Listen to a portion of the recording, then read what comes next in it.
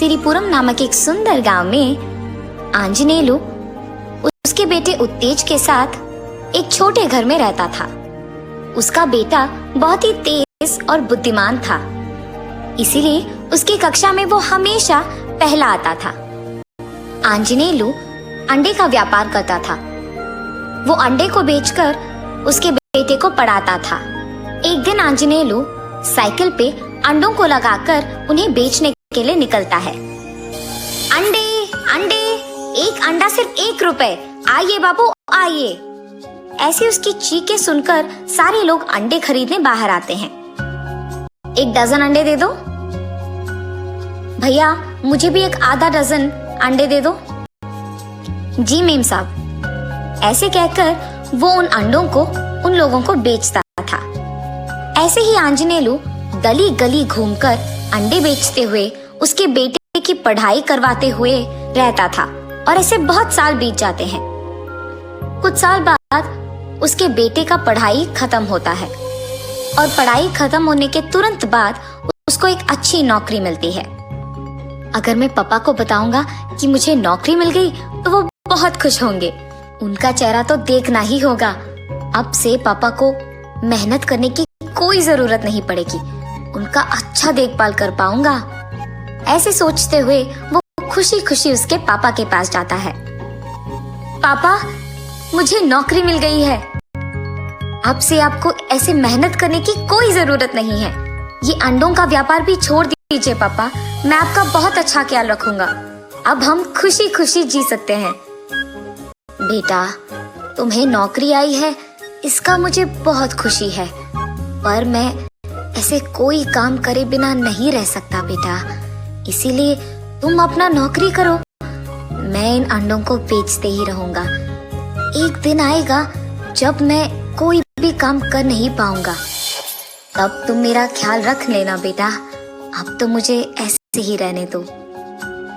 अरे, मैंने तो सोचा कि पापा को अब गली गली घूमकर अंडों को ऐसे बेचने की जरूरत नहीं पड़ेगी, पर क्या करूं, वो तो ऐसे कोई काम करे बिना खाली रहना पसंद ही नहीं करते हैं। इसीलिए मुझे नौकरी करते हुए जो भी पैसे आते हैं उन्हें बचाकर मुझे पापा के लिए कुछ बड़ा खरीदना होगा, ताकि उन्हें कभी काम करने की जरूरत ही ना पड़े। ऐसे ही कोई व्यापार शुरू करना होगा मुझे। ठीक है पापा, जो आपकी मर्जी। ये फैसला करके वो नौकरी करते हुए आए हुए पैसों को बचाकर रखता है। ऐसे बहुत दिन बीत जाते हैं। हाँ, अब तक मैंने जो पैसे बचाए हैं, इससे तो मैं एक रेस्टोरेंट ही रख सकता हूँ। ये फैसला करके वो उसके बचत के पैसों से उस गांव में ही बहुत बड़ा रेस्टोरेंट शुरू करता है। इतने नए और बड़े रेस्टोरेंट को देख उस गांव के सारे लोग उस रेस्टोरेंट को जाना शुरू करते हैं। उतने सारे लोगों से भीड़ित उस रेस्टोरेंट को देख उत्तेज बहुत खुश होता है।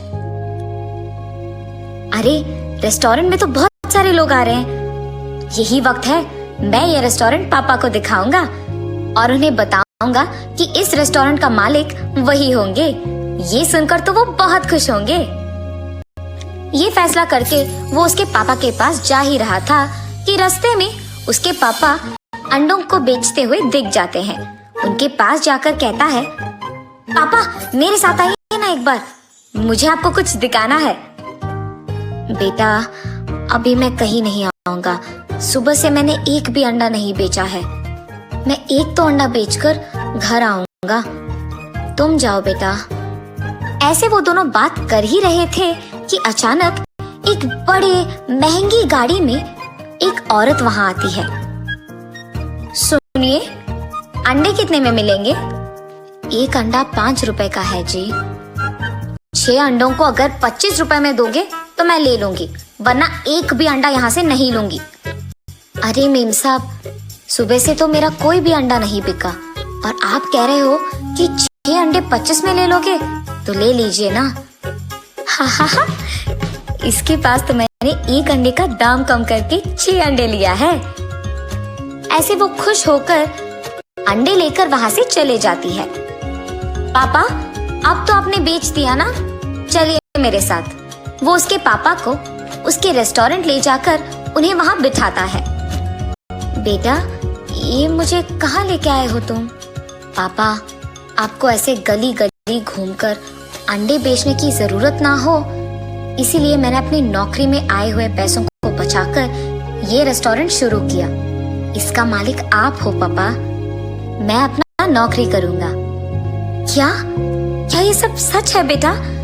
मुझे तो तुम्हारी बातें सुनकर बहुत बहुत खुशी हो रही है। तुमने मेरे लिए ये रेस्टोरेंट लगाया? हाँ पापा, ये सब आप ही का है। चलो, सबसे पहले हम आपकी मनपसंद खाना खाएंगे।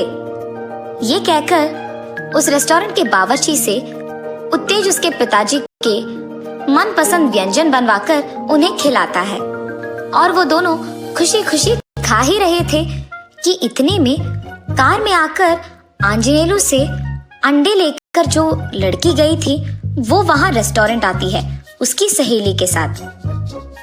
उत्तेज और उसके पिता के कुछ ही दूर में वो उसके दोस्त के साथ बैठती है। उसे देख उत्तेज उसके पापा से कहता है, पापा वो देखो, यही तो वो लड़की थी ना जो आपके पास अभी अभी अंडे खरीद कर गई थी। हाँ बेटा, वो तो यही लड़की थी।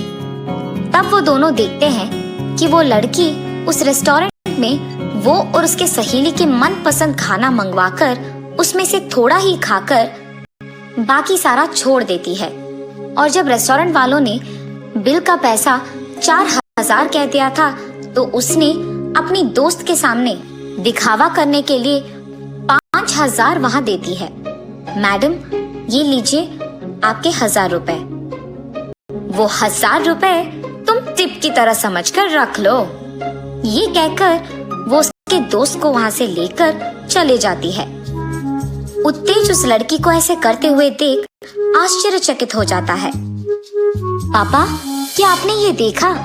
वो लड़की एक मामूली अंडे का व्यापार करने वाले व्यक्ति से बहस करके कम दाम में अंडों को लेती है और वही लड़की एक महंगी रेस्टोरेंट में 4000 की जगह 5000 देकर दिखावा करती है। क्यों पापा, लोग भला ऐसे क्यों करते हैं?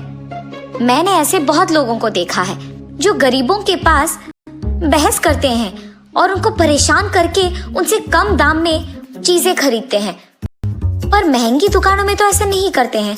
बहस का तो कोई मौका भी नहीं है। बेटा, यही तो लोगों का बर्ताव है। महंगी लोगों के पास दिखावा और गरीबों के पास बहस। जिन लोगों के पास पहले से ही सब कुछ है उन्हें और पैसा देते हैं और दिखावा करते हैं, और जिनके पास कुछ भी नहीं है, जो रोटी सब्जी के लिए लड़ते हैं, उनके पास बहस करते हैं और उनको ऐसा लगता है कि वो उन्होंने जीत लिया है। तुम ऐसा कभी मत करना बेटा।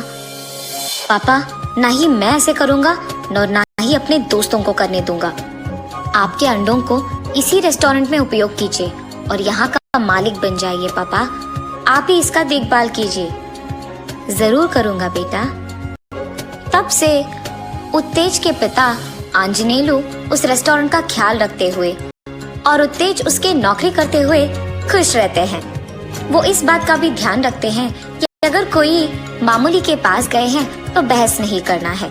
सबके व्यापार को प्रोत्साहित करते हुए वो खुश रहते हैं और सभी को खुश रखते हैं।